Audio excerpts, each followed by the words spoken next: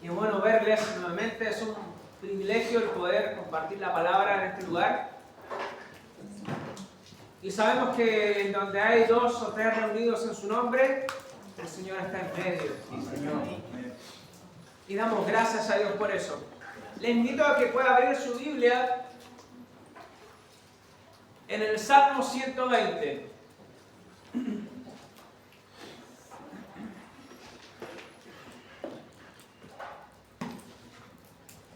Salmo 120, versículo 1 en adelante.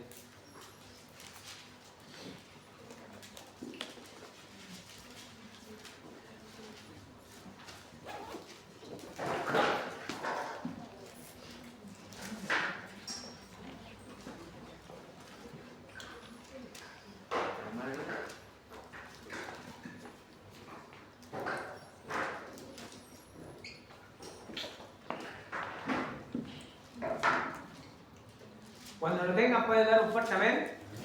Amén.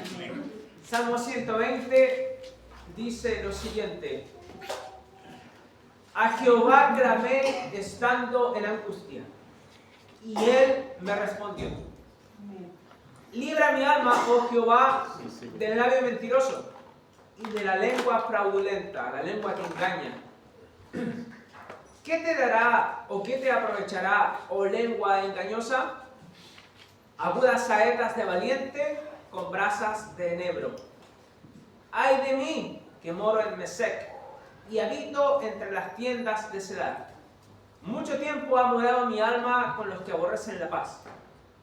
Yo soy pacífico, mas ellos, así que hablo, me hacen la guerra.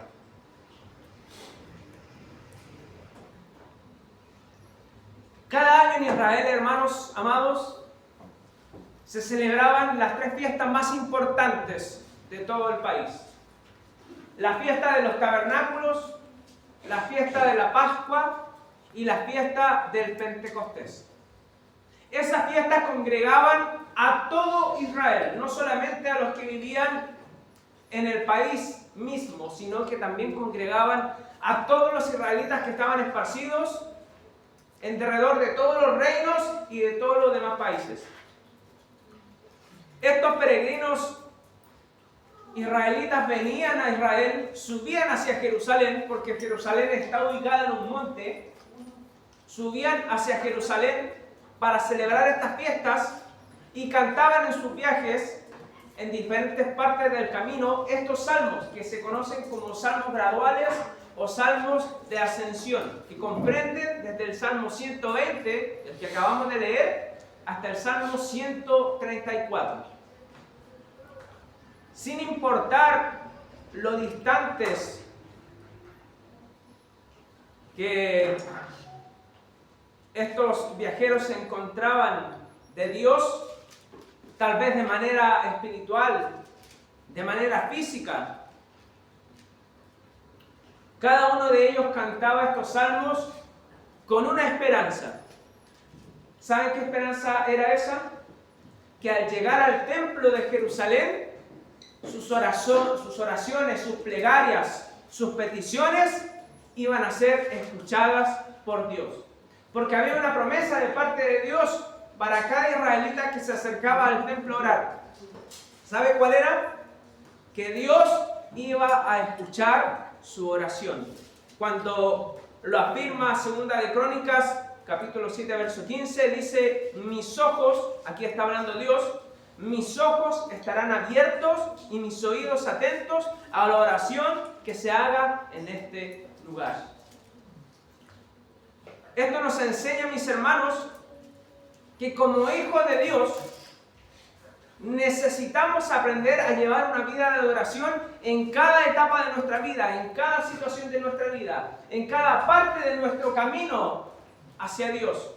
Pero también, aún en las pruebas, Dios es digno de ser adorado.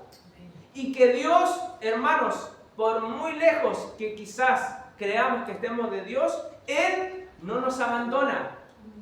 No nos abandona.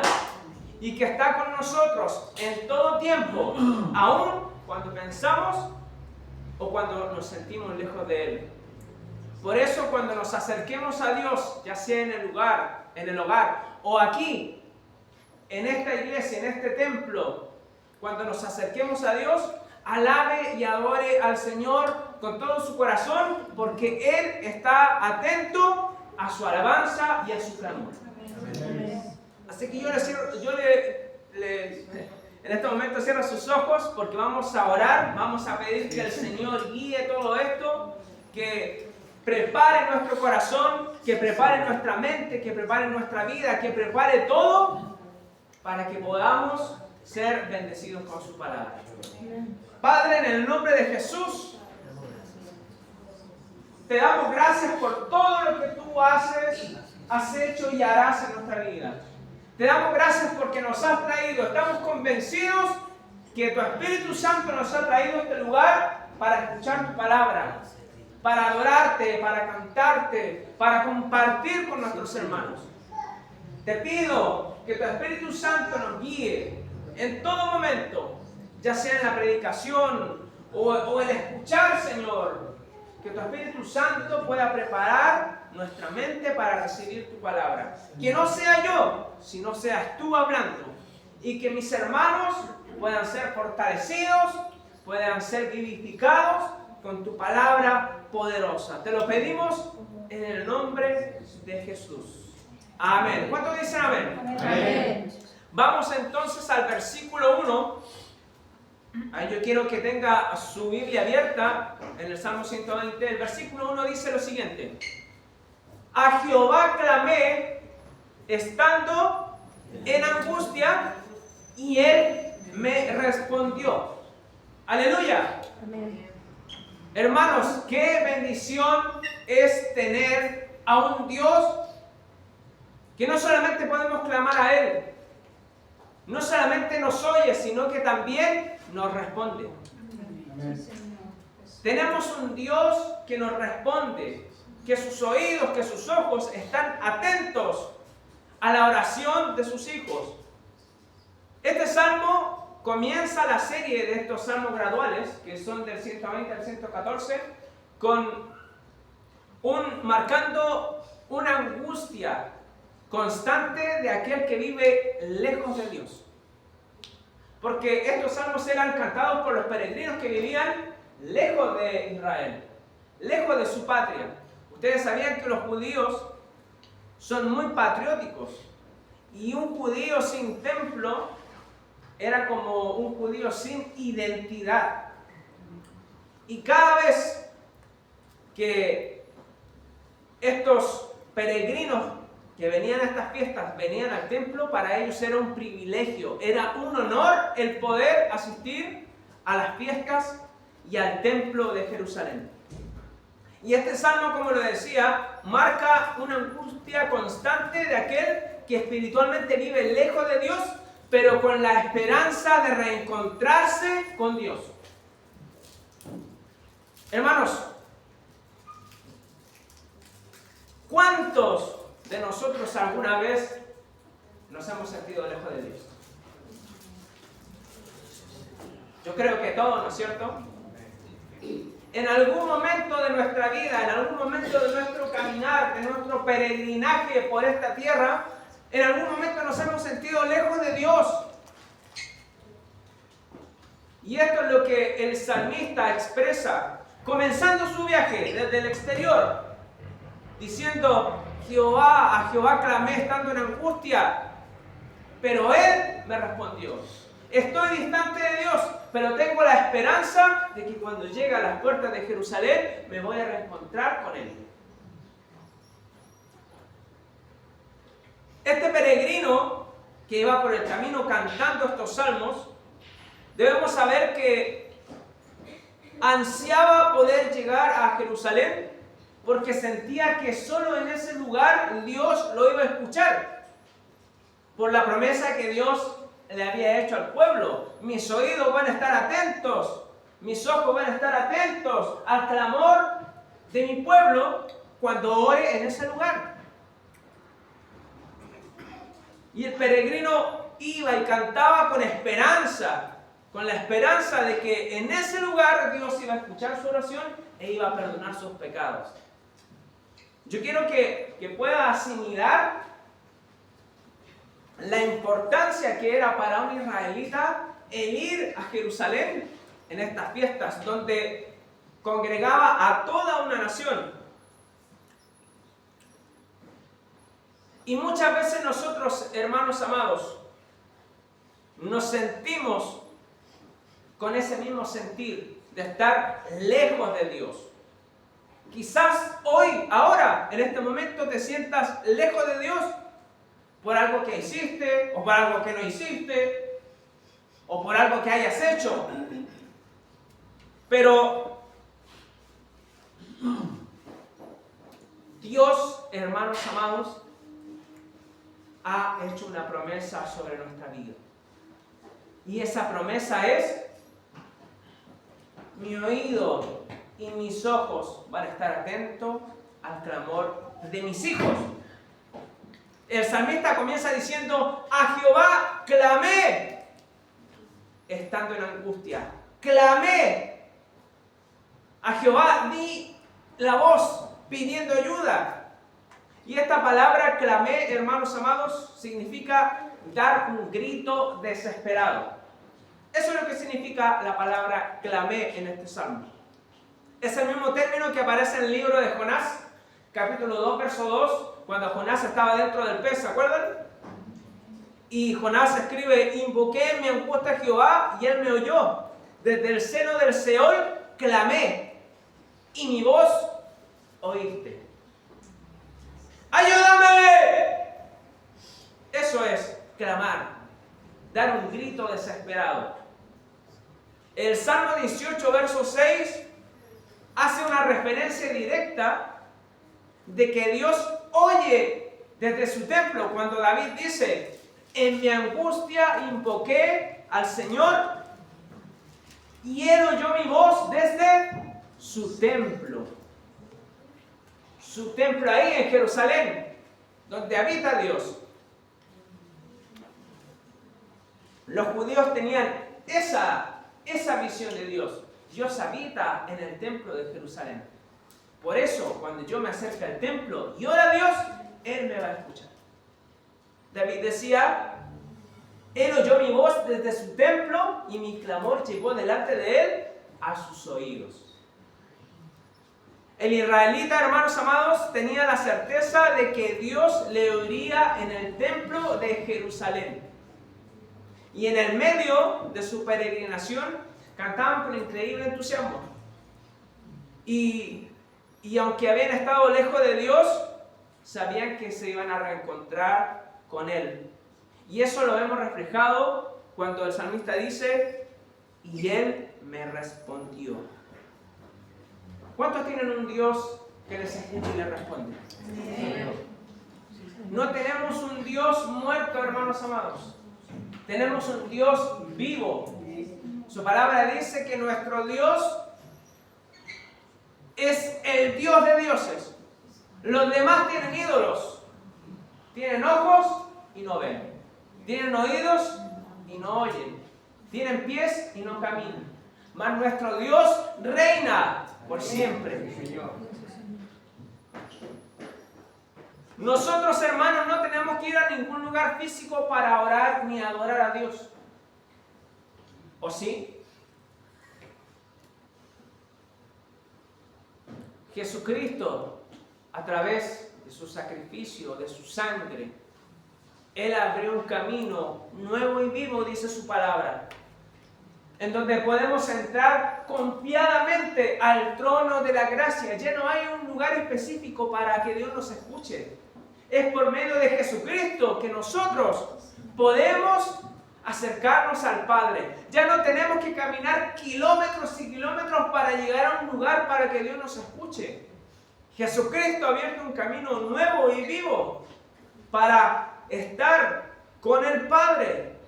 Él dice que debemos entrar confiadamente al trono de la gracia. Y ese confiadamente, hermanos amados, tiene que ver que no somos extraños para Dios. No somos extraños para Dios. No somos desconocidos. No estamos lejos. No somos desagradables. sino que por medio de Cristo somos hijos amados. Hermanos, por medio de Cristo somos hijos amados. En algunas partes le vas a repetir a la gente. Repite conmigo. Y a veces, bueno, ¿puedes repetir conmigo? Por medio de Cristo somos hijos amados. Por medio de Cristo somos hijos amados. Y créalo, somos hijos amados. Somos peregrinos, somos extranjeros, pero de este mundo. Porque nuestra ciudadanía, hermanos amados, está en los cielos. Nuestra patria está allá arriba. No hay nada ni nadie que pueda cambiar eso si hemos recibido el milagro de la salvación en nuestros corazones, si hemos reconocido que Jesucristo es el Salvador de nuestra vida. Somos hijos amados para Dios y nuestra ciudadanía está en los cielos. ¿Cuántos dicen amén a eso? Amén. Por eso, cuando la palabra dice que debemos entrar confiados ante su presencia por medio de la sangre de Cristo, es porque debe entrar confiado. No hay otra explicación. Por medio de Jesucristo. Aun si nos sentimos lejos, como lo estaban los peregrinos que iban a Jerusalén, aun si hemos pecado, aun si nos sentimos sucios e indignos, la instrucción del Padre es: acércate confiadamente al trono de la gracia por medio de Jesucristo. Porque si nos arrepentimos, si confesamos nuestro pecado, abogado tenemos para con el Padre a Jesucristo el justo.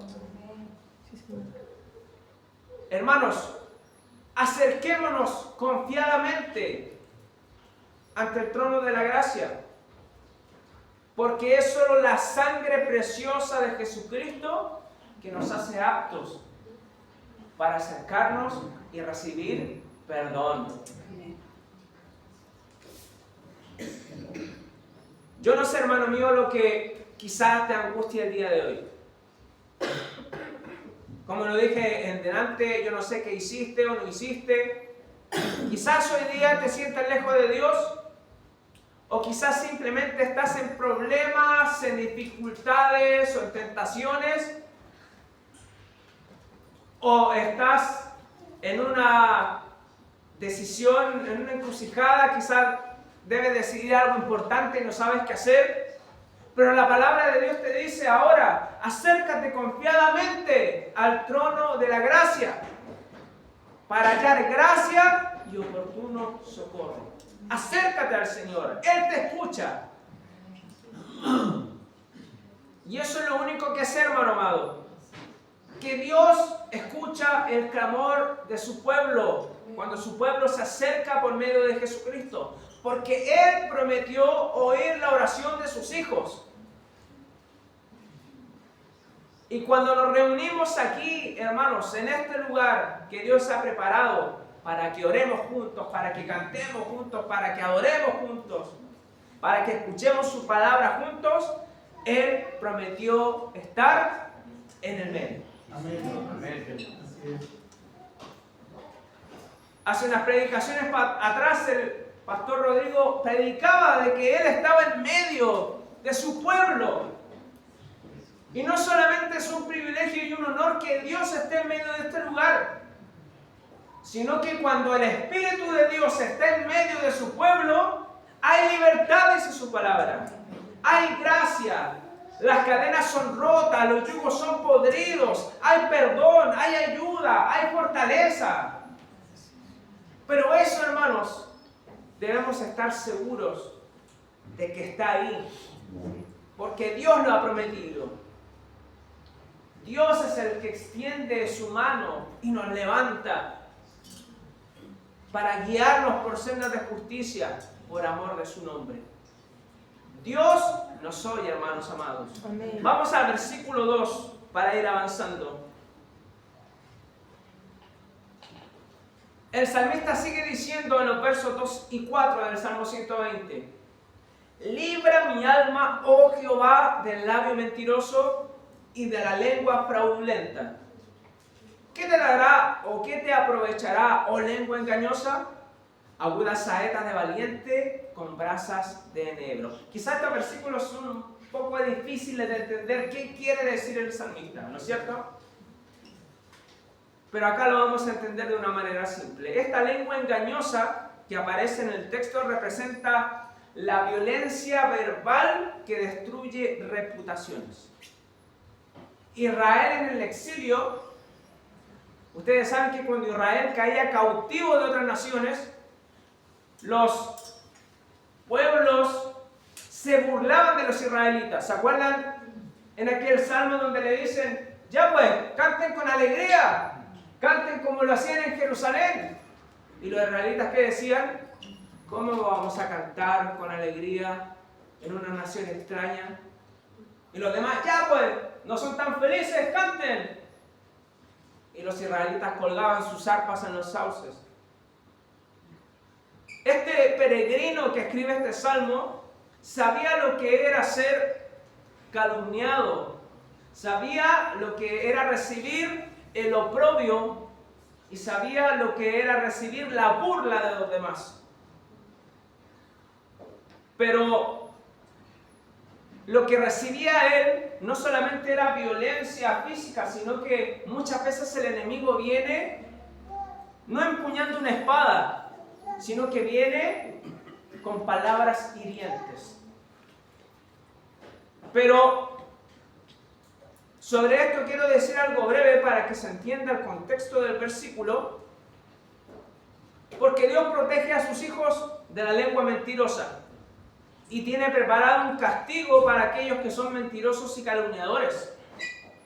Lo tiene. Eso es lo que significa que Dios está con su arco y listo para disparar sus flechas. Pero me gustaría darle otra aplicación al texto, ya que en la mayor parte del tiempo, hermanos amados, el enemigo constantemente está vertiendo sus mentiras en nuestra mente y en nuestro corazón.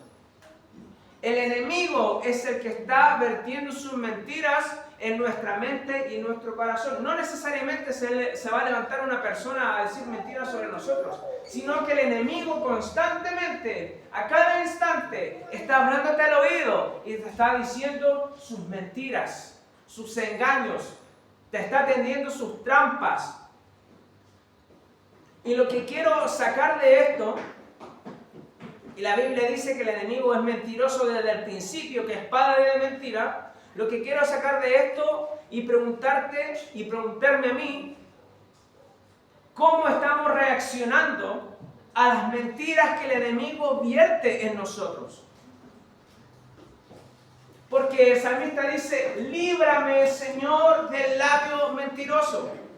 ¿Quién es el que miente siempre, a cada instante, sobre nuestra vida? El enemigo. Pero ¿cómo nos miente?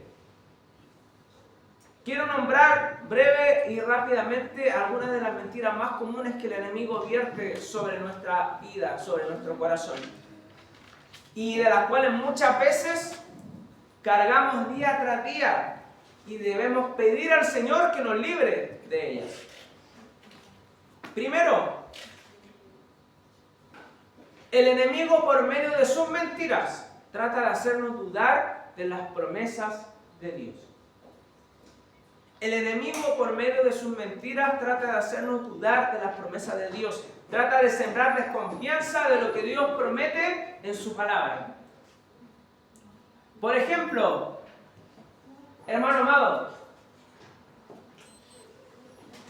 si estás buscando el reino de Dios y su justicia, y Dios te dice que todas estas cosas serán añadidas, refiriéndose al contexto que es comer, beber y vestir, entonces así va a ser. Si Dios te promete algo en su palabra, no tienes por qué dudar de lo que Dios te ha prometido.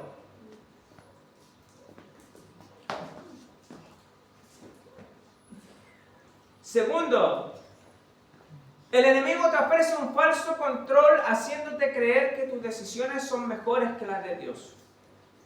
Y en muchas de estas ocasiones el enemigo se aprovecha de nuestras necesidades y nos empuja a tomar los problemas o las situaciones en nuestras propias manos. Y decimos, el Señor se demora mucho, el Señor no me está escuchando, debo hacer algo yo, porque si no lo hago, esto se va a salir de control. Grueso error, hermano mío. Por ejemplo, si tienes la necesidad de trabajar y vas a tomar un trabajo que no te va a permitir ver ni a tu familia, ni te va a permitir congregarte, ni te va a permitir servir al Señor, entonces, ¿qué crees que es? ¿Va a ser una bendición para ti? ¿Vas a tomar las cosas en tus manos? A los solteros que por miedo a que se les pase el tren, decía por ahí mi abuelita, si vas a tomar a cualquier chico o chica que no ama a Dios ni conoce a Dios, porque Dios se demora mucho, según tú, o porque crees que Dios no te está escuchando, ¿va a ser una buena decisión tomar las cosas en tus manos?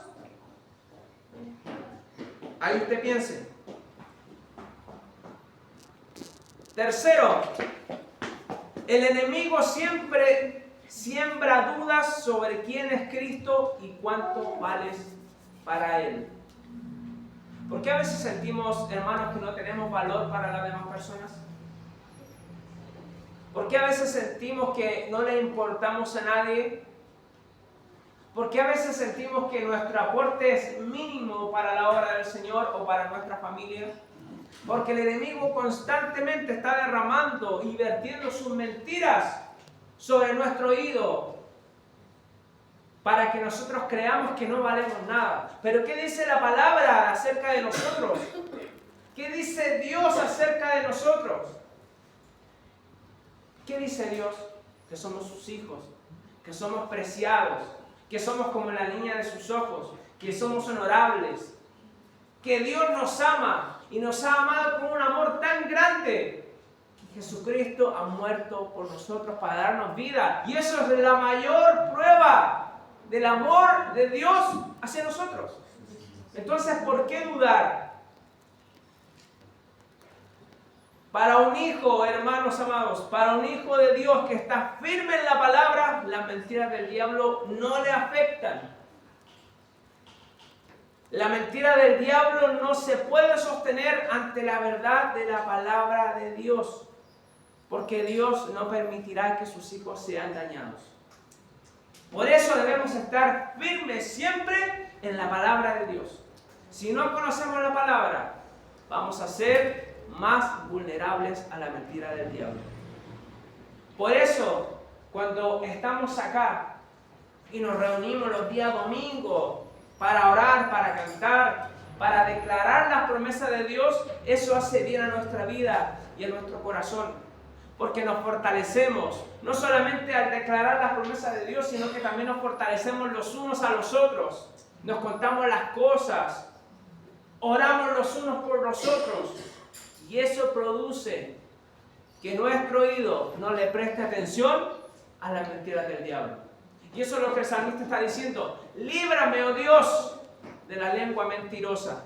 Él lo decía en otro contexto, en otra aplicación, pero quise darle esta aplicación porque constantemente el enemigo está hablando mentiras sobre nuestra vida. Vamos al verso 5 al 7. ¿Están aquí, no es cierto?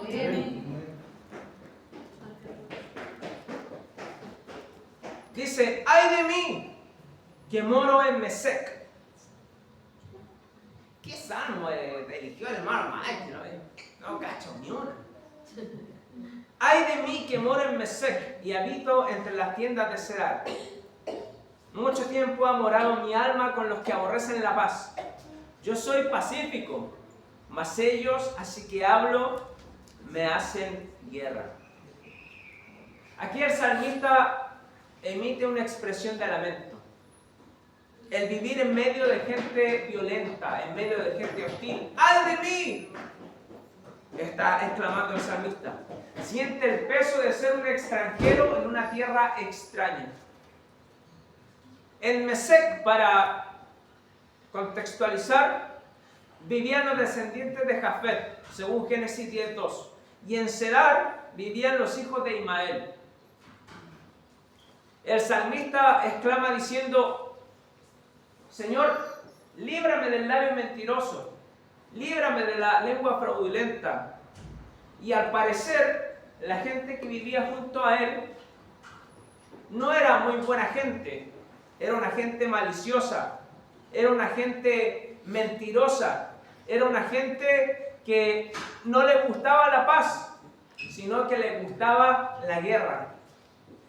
Y yo quiero que usted se dé cuenta y examine el tiempo en que estamos viviendo hoy en día. ¿Cómo es el tiempo que estamos viviendo hoy en día? Estamos viviendo una generación llena de mentiras. Estamos viviendo en una generación llena de gente maliciosa, malintencionada. Estamos viviendo en una generación llena de conflictos, en una generación llena de guerras y de rumores de guerra. Estamos viviendo en una generación que no le gusta hacer lo bueno y que a lo malo le llaman bueno y a lo bueno le llaman malo. ¿Sí o no? Así es.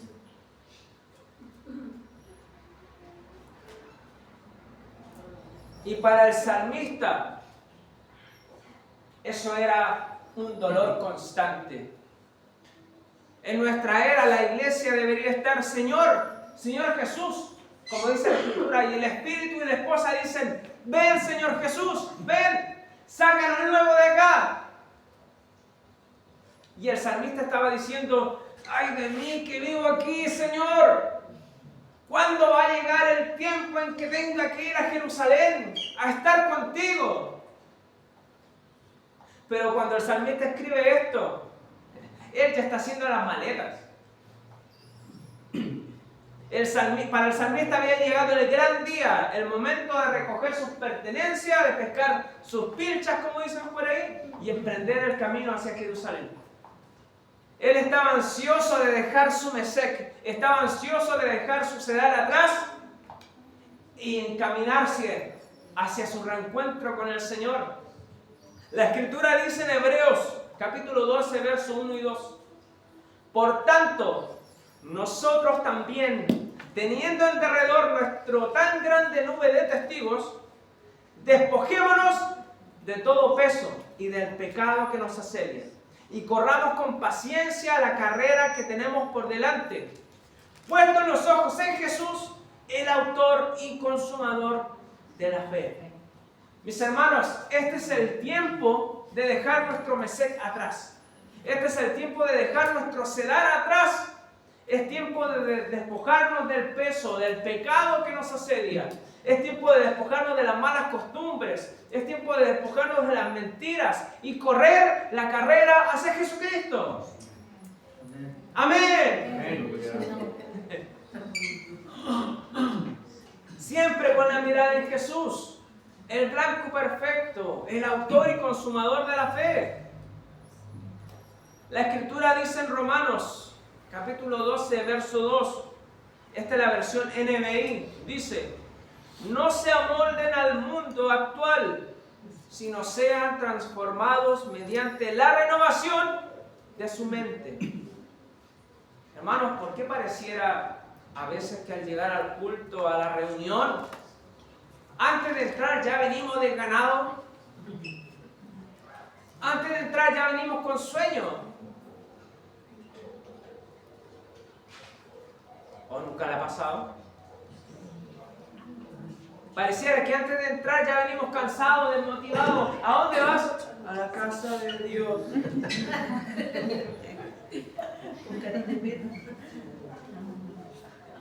Y suena de atrás: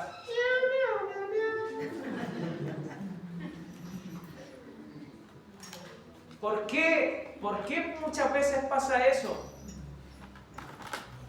Venimos derrotados porque quizás no hemos dejado atrás nuestro Mesec ni nuestro Sedar.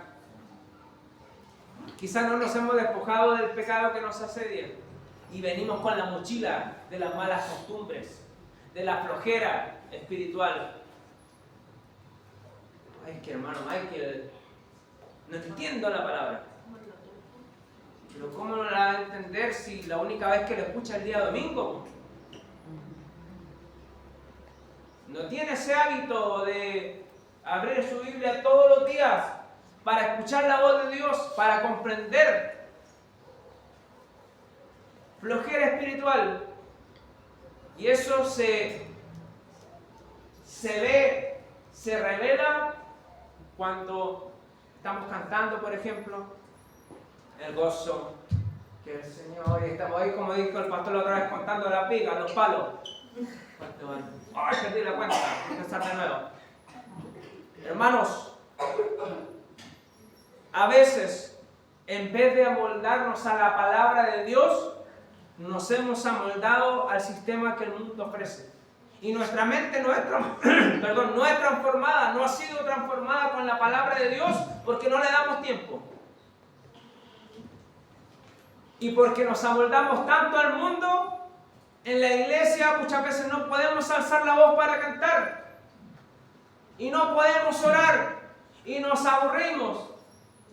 Van 5 minutos de prédica y ya están cabeceándose algunos. Porque no tenemos ese hábito. Hermanos amados, el mensaje del día de hoy también es despojarnos del Mesec y del Cedar que a veces viven en nuestro corazón, para que podamos alabar a Dios con todo lo que tenemos, para que podamos humillarnos ante nuestro Dios y para que nos dejemos ser guiados por su Espíritu Santo.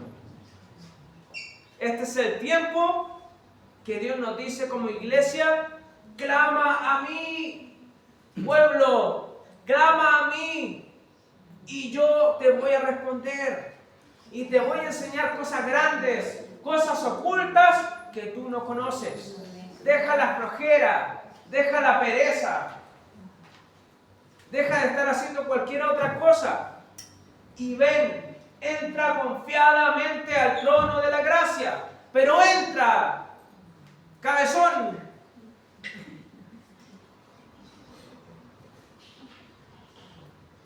Yo quiero que usted cierre sus ojos en esta hora. Y que le diga al Señor: Señor, este es mi Mesec, este es mi Cedar, esto es lo que me impide quizás conocerte, esto es lo que me impide avanzar, esto es lo que me impide cada día llegar ante tu presencia y decir, como decía el salmista: ¡ay de mí!